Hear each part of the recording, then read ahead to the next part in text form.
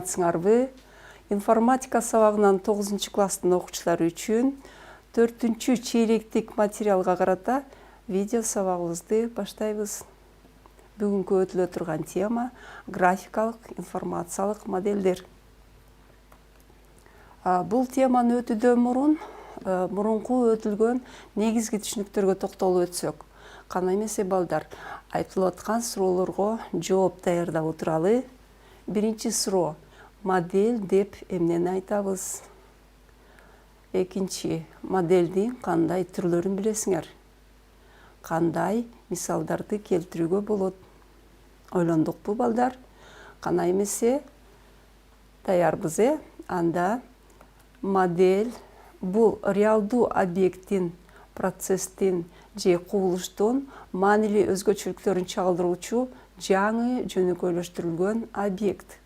Силер сүрөттө көрүп турасыңар, эгерде реалдуу объект коллекция үчүн керек болсо, анда анын сырткы көрүнүшү гана чагылдырылат. Биз үй жөнүндө айтып атабыз. Эгерде жашоо үчүн керек болсо үйдү, анда биз анын көптөгөн касиеттерине токтолобуз.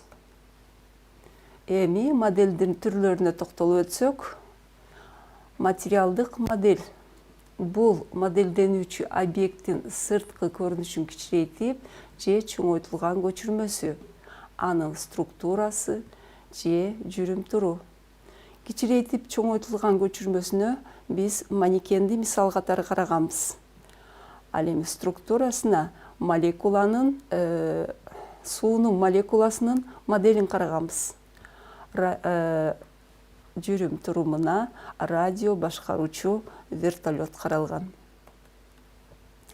Кийинки модельдин түрү информациялык модель. Бул оригинал объекттин кандайдыр бир коддук тилде информациялык көрсөтүлүшү. Буга мисал катары сөз түрүндө, мисалы квадрат, тик бурчтуктун жактары барабар болгон тик бурчтук деп айтып кеткенбиз. Математика жана физика сабактан ар кандай формулаларды колдонууга болот деп айтканбыз. Информациялык модельдер образдык белги түрүндө жана аралаш болуп бөлүнөт. Образдык модельге сүрөт, фотографиялар, белги түрүндө модельге сөз түрүндө, формулалар түрүндө берилиштер.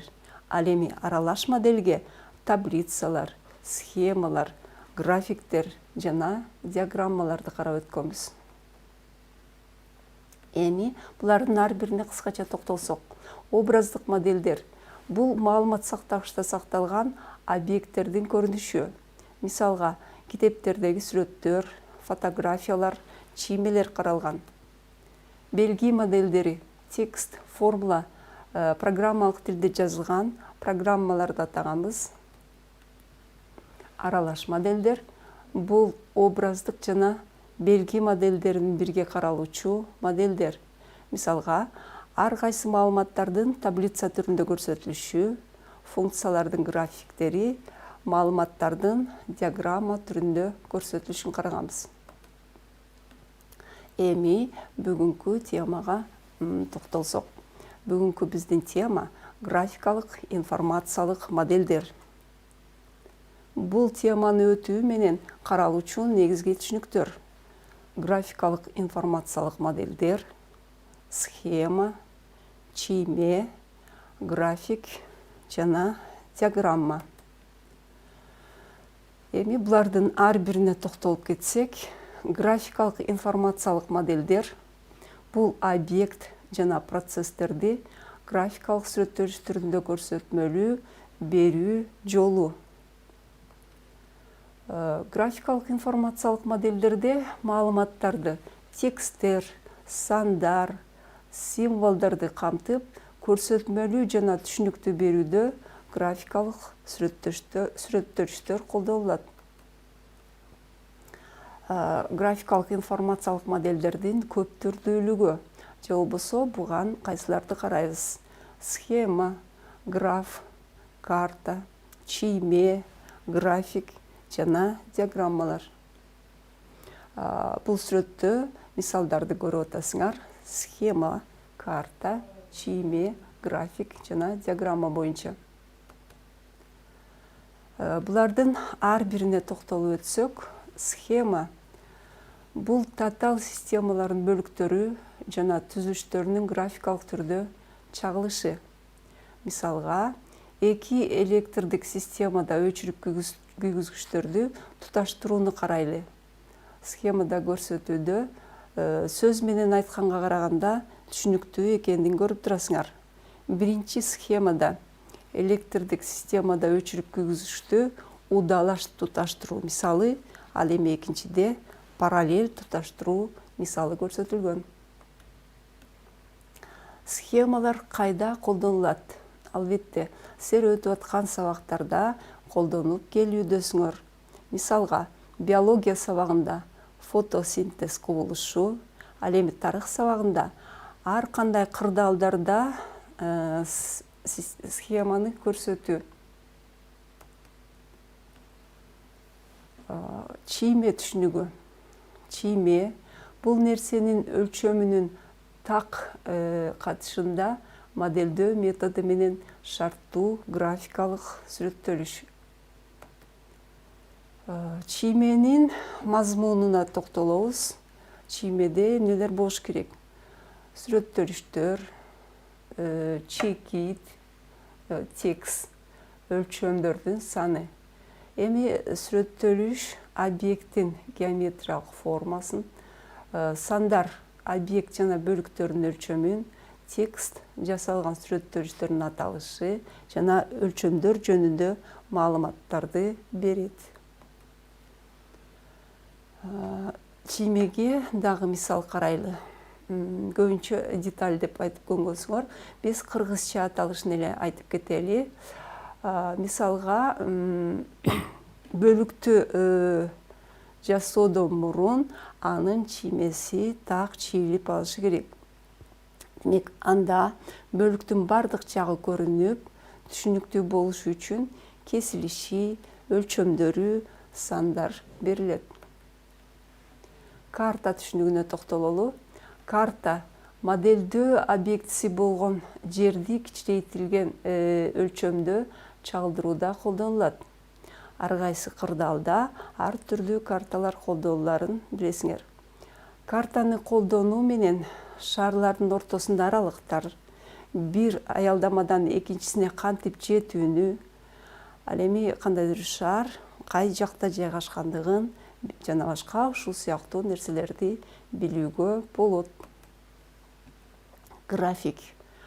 Бул чоңдуктун бир чоңдуктун экинчисинен көз карандылыгын, кандайдыр процесстин динамикасын жана башкаларды чагылдыруучу графикалык сүрөттөлүш. Графикке мисал карайлы. Берилишин окуп түшүнүп алалы. Максат 9 класста окуйт. Мектепте 8 жыл окуп, математика сабагынан төмөндөгүдөй жыйынтыктарды алып келди. 1 класстан 5, 2-3 класстан 4, 4 класстан 5, 5 класстан 4, 6 класстан 3, 7 класстан 4, ал эми 8 класстан 3 деген балдар менен аяктаган. Бул берилиштердин графикалык сүрөттөлүштөрүн чийүүгө токтололу. Ал үчүн координаттык тегиздиктин X огунда максат окуп өткөн класстардын бирдигин көрсөтөбүз. Ал эми Y огуна максат алган баалар түшүрүлөт. Балдар, бул жерде айтып кете турган нерсе бирдикти көрсөтүүдө бирдей өлчөм алынышы керек. Биздин мисалда класстар менен бааларды көрсөтүү 2 клеткадан түзүлгөнүн көрүп турасыңар. Эми максат алган бааларды тегиздикте түшүрөбүз. 1 класстан 5 алган чекит менен көрсөттүк. 2 класстан 3 класстан 4, 4 класстан 5 жана башка ушул сыяктуу максат алган бааларды чекит менен көрсөттүк. Ал эми чекитти кесинди менен туташтыруу аркылуу графигин сызып алабыз. Эми карасаңар балдар, бул жерде жөнөкөй окуганга караганда графикти көрүүдө биз көрсөтмөлүү түрдө көрүлүшүн байкап атабыз. Ошондой эле анализдөө жеңил болот. Демек, бул жерде эмнени айтмакпыз? Максат математика сабагынан окуусу төмөндөп түшүп баштаган.